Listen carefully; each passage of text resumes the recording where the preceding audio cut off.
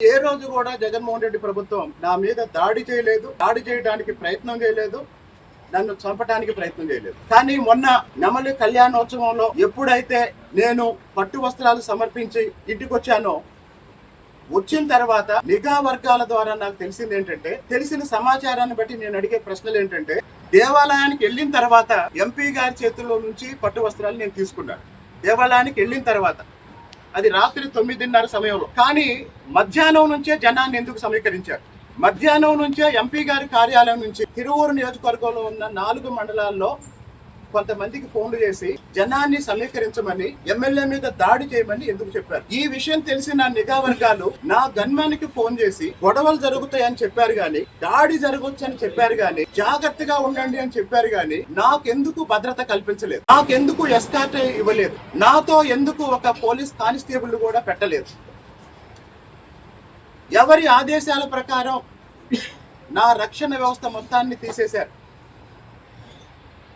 సరే, వెళ్ళేటప్పుడు వాళ్ళ పథకం ఏంటో నాకు తెలియదు, వచ్చేటప్పుడు కూడా వాళ్ళ పథకం ఏంటో నాకు తెలియదు. కానీ దేవాలయంలో ఎప్పుడైతే ఎంపీ చిన్ని గారి చేతుల్లో నుంచి నేను పట్టు వస్త్రాలు తీసుకొని వచ్చి సమర్పించి, ఆ సమర్పించే ముందు నేను తల మీద పెట్టుకొని నడుస్తున్నానో,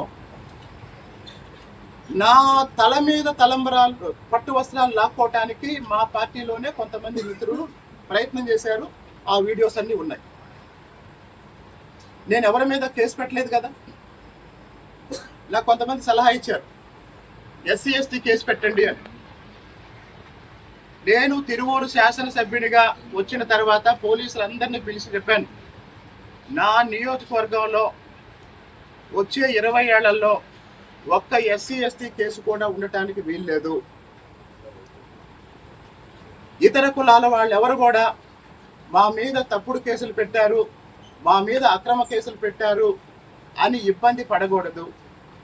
నిజంగా ఎక్కడైనా కులం కారణంగా ఎవరి మీదైనా ఎస్సీ ఎస్టీల మీద దాడి జరిగితే వాళ్ళకి న్యాయం చేయడానికి నేను ముందుంటాను. ఎవరి మీద మాత్రం ఎస్సీ ఎస్టీ కేసులు పెట్టొద్దు, ఇది నా విధానం అని చెప్పాను. నేను దాన్ని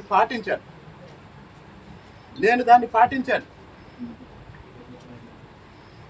కాబట్టి ఇదంతా పరిశీలించిన తర్వాత ఇంకో ప్రశ్న, కళ్యాణం అయిపోయింది, ఇంటికి బయలుదేరిన తర్వాత నెమలి గ్రామం తర్వాత కొణిజర్ల గ్రామం వచ్చింది. ఇప్పుడు నాకున్న స్పష్టమైన సమాచారంతో చెప్తున్నా, నెమలిలో కళ్యాణం జరిగేటప్పుడే కరెంటు తీసి మా మీద దాడి చేయడానికి ప్రయత్నం కొంతమంది చేస్తే అక్కడున్న 2 పోలీస్ అధికారులు అంగీకరించలేదు అని నాకు తెలిసింది. కళ్యాణం జరుగుతున్న సమయంలోనే కరెంటు తీసి మా మీద దాడి చేయడానికి పథకం వేస్తే దానికి పోలీసులు వాళ్ళని హెచ్చరించి ఆపారని తెలిసింది. 2, మా కార్లు పగలగొట్టి గాలి తీసి మేము అక్కడి నుంచి రావటానికి ఇబ్బంది సృష్టించాలనే ప్రయత్నం చేశారు. అది కూడా పోలీసులు నివారించారని నాకు తెలిసింది. నెమలి దాటిన తర్వాత కొణిజర్లలో మా మీద దాడి చేయడానికి కొంతమందిని పెట్టారు. వీళ్ళెవరు అంటే, మొదట ఎంపీ గారు దేవాలయానికి వచ్చేటప్పుడే ఎంపీ గారితో పాటు కొంతమంది వచ్చారు. నేను ఎంపీ గారి చేతుల్లో నుంచి పట్టు వస్త్రాలు తీసుకొని నేను సమర్పించిన తర్వాత అప్పుడు మళ్ళీ అన్ని గ్రామాలకి ఫోన్లు చేసి, అన్ని మండలాలకి ఫోన్లు చేసి ఇంకా జనాన్ని రప్పించారు. ఇదంతా గమనిస్తున్న మా చైతన్య, అలాగనే ఇంకొంతమంది మిత్రులు ఏం చేశారంటే, వాళ్ళు 200 మంది జనాన్ని సమీకరించారు అని వీళ్ళు కొంతమంది ఫోన్ చేస్తే, నాతో పాటు ఉన్న మా యువకులు మళ్ళీ అర్ధగంట నుంచి 45 మినిట్స్ గ్యాప్లో నెమలి, కొణిజర్ల చుట్టుపక్కల గ్రామాల నుంచి మా కుర్రాళ్ళు 400 మంది వచ్చారు.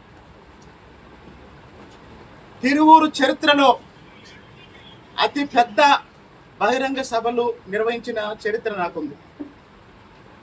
మాదిగా ధూమ్ధామ్ కార్యక్రమం ఎన్నికల ముందు మేము చేస్తే ఆ వచ్చిన జనాన్ని చూసి పోలీసులు చంద్రబాబు నాయుడు గారు వస్తున్నారా అని అడిగారు.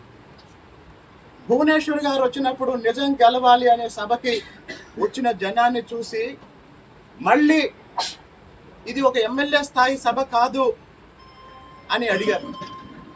కాబట్టి ప్రజాదరణ విషయంలో కొలికపూడి శ్రీనివాసరావుతో పోటీ పడాలని ఎవరైనా అనుకుంటే మంచి పనులు చేసి పోటీ పడండి. ఈరోజు తిరువూరు చరిత్రలో, తిరువూరు నియోజకవర్గంలో ఎస్సీలు, ఎస్టీలు, బీసీలు, మైనారిటీలు, కాపులు, వైశ్యులు ధైర్యంగా ఎవరి పని వాళ్ళు చేసుకుంటున్నారు అంటే వాళ్ళందరూ చెప్పే కారణం ఏంటంటే కొలికపూడి శ్రీనివాసరావు, కొలికపూడి శ్రీనివాసరావు, కొలికపూడి శ్రీనివాసరావు. రౌడీ మామూళ్ళ కోసం షాపుల మీద పడి వైశ్యుల మీద దాడి చేస్తే 20 సంవత్సరాల పాటు వాళ్ళు మనకు ఓటేయలేదు.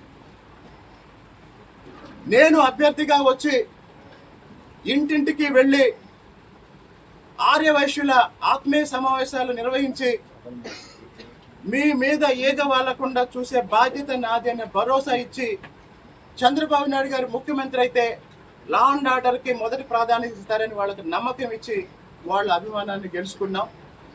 ఈరోజు తిరువూరు నియోజకవర్గంలో సాధారణ ప్రజలను అడగండి, తిరువూరు చరిత్రలో కొలికపూడి శ్రీనివాసరావుకు ముందు, కొలికపూడి శ్రీనివాసరావుకు తర్వాత అని చెప్పడానికి మొదటి సంవత్సరమే నా పనితీరు జనానికి అర్థమైంది. 2019 ఎన్నికల తర్వాత జగన్మోహన్ రెడ్డి గారు ముఖ్యమంత్రి అయిన తర్వాత ఎప్పుడైతే 3 రాజధానులు అన్నాడో, 3 రాజధానులు రాష్ట్ర అభివృద్ధికి నష్టం, ఒకే రాజధాని ఉండాలి, అభివృద్ధి వికేంద్రీకరణ జరగాలి అని అమరావతి రైతులు అమరావతి పరిరక్షణ కోసం ఉద్యమం మొదలు పెడితే ఆ ఉద్యమంలో రాజధాని కోసం పాల్గొన్నాను. అది రాష్ట్ర వ్యాప్తంగా నేను విస్తృతంగా తిరగడానికి కారణమైంది. ఆ 5 సంవత్సరాల కాలంలో చంద్రబాబు నాయుడు గారితో ఏర్పడ్డ పరిచయం, చంద్రబాబు నాయుడు గారి ప్రోత్సాహంతో, అదే సమయంలో విజయవాడ లోక్సభ అభ్యర్థిగా పోటీ చేసిన సింధీ గారు సహకారంతో నేను ఎమ్మెల్యేగా వచ్చాను, ప్రచారం చేశాను, గెలిచాను. అయితే జగన్మోహన్ రెడ్డి పాలనకి 5 ఏళ్లు వ్యతిరేకంగా, జగన్మోహన్ రెడ్డి విధానాలకు వ్యతిరేకంగా, ముఖ్యంగా రాజధానికి సంబంధించి మొదటి వరుసలో నిలబడి ప్రభుత్వం మీద పోరాటం చేశాను. నేను ఢిల్లీలో కూర్చొని ప్రెస్ మీట్లు పెట్టలేదు జగన్మోహన్ రెడ్డి విమర్శిస్తుంది, లేదా కేవలం మీడియాలో కూర్చొని మాట్లాడి వదిలేసేయలేదు. జగన్మోహన్ రెడ్డి గారి పరిపాలనలో ఆంధ్రప్రదేశ్లో ఎక్కడ ఏ ఉద్యమం జరిగినా ప్రత్యక్షంగా పాల్గొన్నారు. ఆ రోజు కూడా నా మీద కేసులు పెట్టారు. జగన్మోహన్ రెడ్డి గారి ప్రభుత్వం నా మీద ఎన్నో కేసులు పెట్టారు, అరెస్టు చేశారు. చాలా కేసుల్లో నోటీసు ఇచ్చి వదిలేశారు. కొన్ని కేసులు ఇప్పుడిప్పుడే మంగళగిరి కోర్టులో కొట్టేస్తున్నారు.